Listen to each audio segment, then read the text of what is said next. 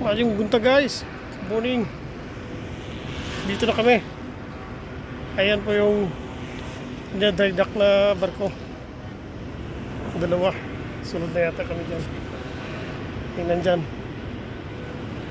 Ayan dyan. Yan ang itsura. Dito ako ngayon sa Monkey Island namin. Yan yung radar namin yan. Radar namin. Wala pa kami schedule. Baka 5 days pa siguro kami sa Kalikit. Yan yung ano niya. Yung dalawang barko.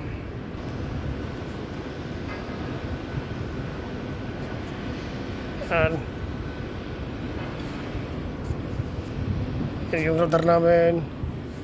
Yung KVH namin sa Wi-Fi. Ito yung pruwa namin.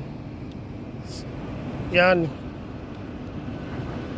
Yung dalawa na yun ang scrubber na ilalagay dito sa ano namin sa barko.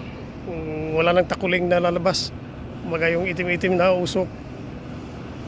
Yan ang mag-ano kasi bawal na sa US tsaka Europe. Na-apply na nila pati sa barko. Air pollution daw. Yan yung dalawang barko na yan. Yung sa unahan. Yan. Yung Messi na barko yan.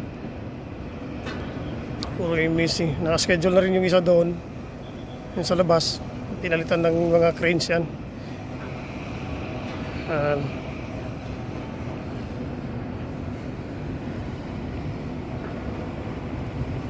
Na sa Dalian ang dry dock ng lugar na ito. Yan. Medyo malayo ito para nasa probinsya. Ano niya? Yun nandun.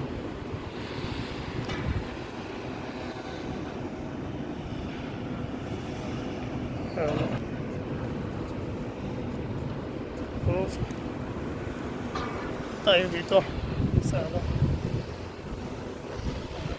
Mamadali ako kasi mamaya duty ko na naman.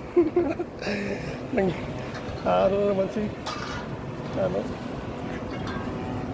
Ayun yung ano namin. Yun ang lalagyan ng ano. Yun ang lalagyan ng scrubber. Yung nandun.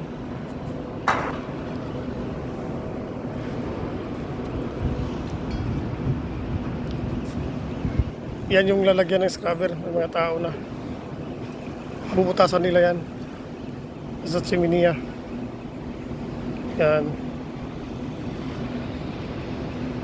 talagang bubutasan na nila yan, dadagdag nila dyan para wala lang takuling o kaya yung mga usok na maiitim sa tambutso chimney ng ano ng barko, yung kinatawag na scrubber. Yan.